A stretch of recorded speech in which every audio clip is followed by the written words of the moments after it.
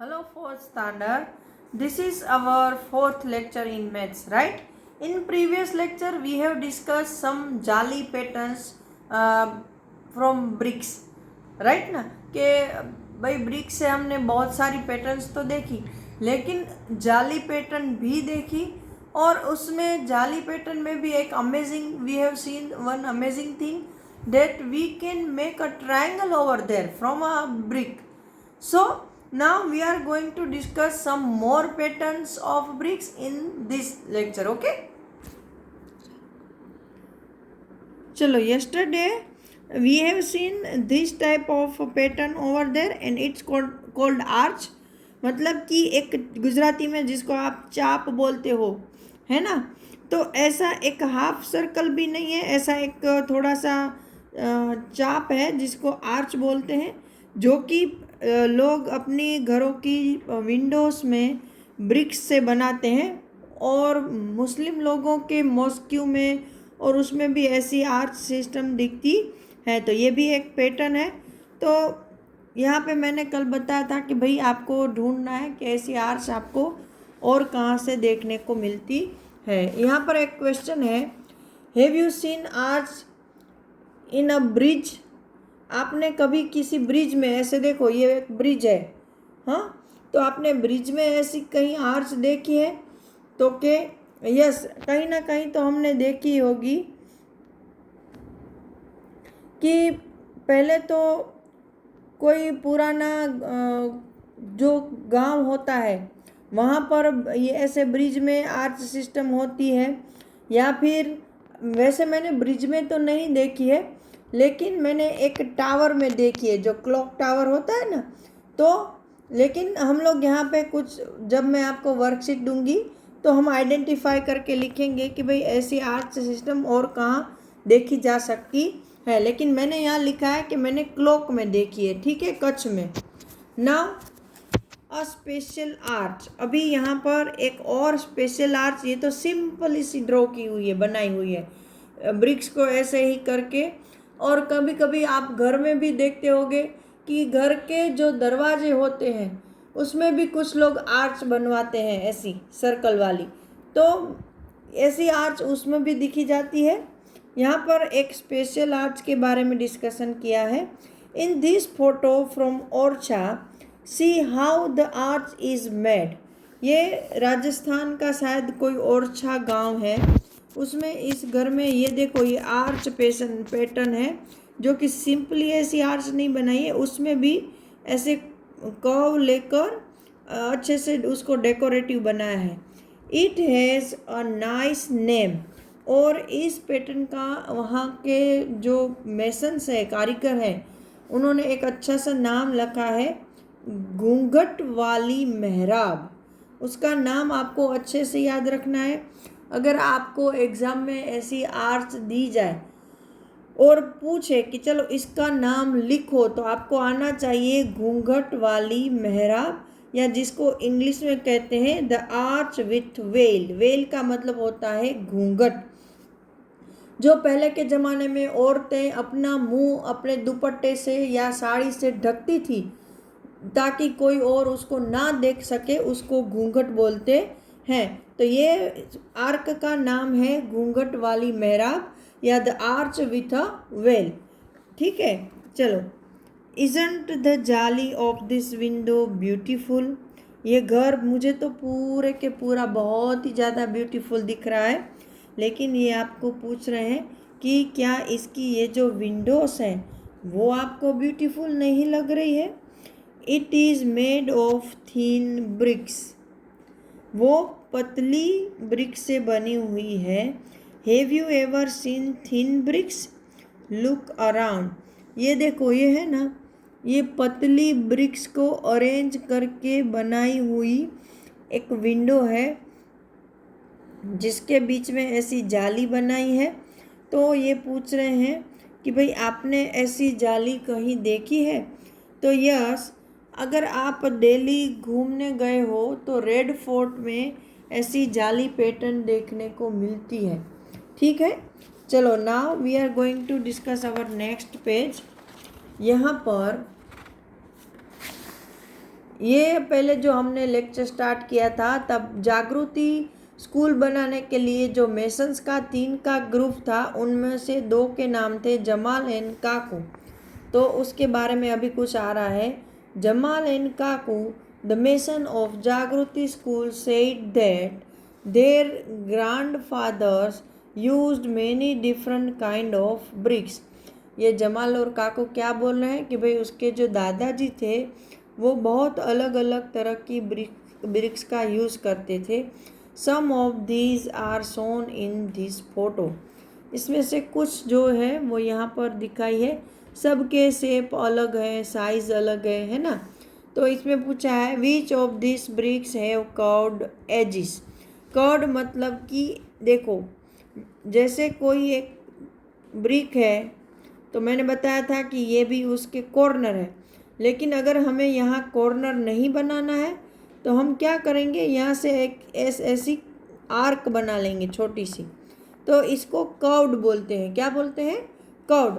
तो इसमें ऐसी कर्व्ड वाले एजेस किसके हैं? तो मैंने यहाँ दिखा लाम लिख के रखा है कि ए और ये बी। देखो यहाँ पे कर्व दिखते हैं आपको, ये ऐसे घुमा दिया है आर्क की तरह। बाकी सब में एंगल्स है, देख रहे हो ये सब में यहाँ पर एंगल है, सिर्फ इन दोनों में आर्क है। तो मैं इसको कर्व्ड वाली पैटर्न का नाम मैंने दिया है ए एंड बी, इसलिए मैंने यहाँ लिखा A and B. How many faces do you see of the longest brick. ये ब्रिक डेफिनेटली सबसे लंबी है, तो उसके कितने फेसेस आपको दिखते हैं? तो मुझे तो भाई ये एक ही दिख रहा है, देखो बाकी ये साइडें ठीक से नहीं दिख रही है, इसलिए मैंने यहाँ लिखा है 1। Is there are any bricks which have more than 6 faces. अभी देखो ये सपोज एक ब्रिक है तो मैक्सिमम उसके कितने फेस हो सकते हैं। तो पहले ये ऊपर सेम टू सेम नीचे आएगा, फिर ये साइड में, तो साइड में यहाँ आएगा, मतलब 4 हो गया, ये 5वां और ये 6ठा, मतलब उसके 6 फेस मैक्सिमम हो सकते हैं, इससे ज़्यादा नहीं हो सकते हैं। तो यहाँ मैंने 9 लिख दिया है। Now find out the size of a brick. कोई भी ब्रिक लेके उसकी साइज लिखनी है, तो मैंने यहाँ अप्रोक्सीमेटली लिख दिया है क्योंकि डिफरेंट साइज की ब्रिक्स आती है। How long it is it, तो 25 सेंटीमीटर, मतलब तकरीबन 10 इंचेस जितनी। फिर हाउ विड इज़ इट, मतलब इसकी ये चौड़ाई कितनी है, इसको उसकी लंबाई बोलते हैं और इसकी ये चौड़ाई है, तो उसको मैंने 11.5 मतलब 4.5 इंच डाला है। ये सेंटीमीटर में है और ये इंच में। हाउ हाई इज़ इट, मतलब वो ऊंची कितनी है, ये वाला में, तो ये मैक्सिमम 6 सेंटीमीटर जितना। मेरी ब्रिक का मुझे लगा कि भाई नॉर्मल ब्रिक है वो इतनी बड़ी तो होती होंगी जो हमारे घरों में यूज़ होती है बनाने के लिए, तो मैंने उसको 6 सेंटीमीटर मतलब 2.5 इंच का डाला है। Now next point, Muniya wants to make a wall 1 metre long. How many bricks will she need to put in a line. अभी इसके अकॉर्डिंग मुझे यहाँ आंसर लिखना है। मैंने ये जो लिखा ना उसके अकॉर्डिंग कि मुनिया है उसको 1 मीटर लंबी क्या बनानी है, तो कि दीवार, ठीक है। तो उसको कितनी ब्रिक्सें चाहिए। तो अभी देखो सपोज मैं आपको यहाँ पर एक ड्रॉ करके दिखा रही हूँ कि सपोज मैं ऐसी दीवार एक बना रही हूँ इतनी बड़ी, तो ये उसकी ऐसी दीवार है, हाँ। तो उसमें क्या करना है कि उसको, ये 1 मीटर की दीवार है, कितनी है 1 मीटर। तो आपको अगर नाप याद हो तो 100 सेंटीमीटर इक्वल टू 1 मीटर ऐसा होता है। तो अभी हमने जो ब्रिक ली है वो कितनी लंबी है, तो के 25 सेंटीमीटर। सपोज हमारी यहाँ एक ब्रिक है वो 25 सेंटीमीटर लॉन्ग है, तो हम इसमें से भी अपना एक सम बना सकते हैं। कि कैसे बनाएंगे, मैं आपको एक उसका स्टेप बनाना सिखाती हूँ। अगर आपको स्टेप आ गया तो आपके लिए आसान हो जाएगा। कि 25 जो सेंटीमीटर हमको लॉन्ग दीवार बनानी है, तो ऐसे लिखेंगे, if we want to make 25 centimetre long wall, we need 1 brick, right. मतलब क्या है कि शॉर्ट में अगर लिखो, for 25 centimetre wall we need 1 brick। So ये 100 का सिंबल है, ये 3 डॉट। तो हमें तो 1 मीटर मतलब 100 सेंटीमीटर लंबी दीवार बनानी है। So for 100 centimetre wall, number of bricks need equal to question mark. कि भाई 25 सेंटीमीटर वॉल बनाने के लिए हमें 1 ब्रिक चाहिए, तो 100 सेंटीमीटर वॉल बनाने के लिए हमें कितनी चाहिए। तो देखो यहाँ पर आपको एक नंबर ये मिला फर्स्ट लाइन में, दूसरा नंबर फर्स्ट लाइन में ये दूसरा मिला, फिर दूसरी लाइन में ये एक नंबर मिला, और यहाँ पर कोई नंबर नहीं है, मतलब ये आपका आंसर है। तो आंसर को फाइंड करने के लिए आपको जो स्टेप लगाना है वो मैं बता रही हूँ।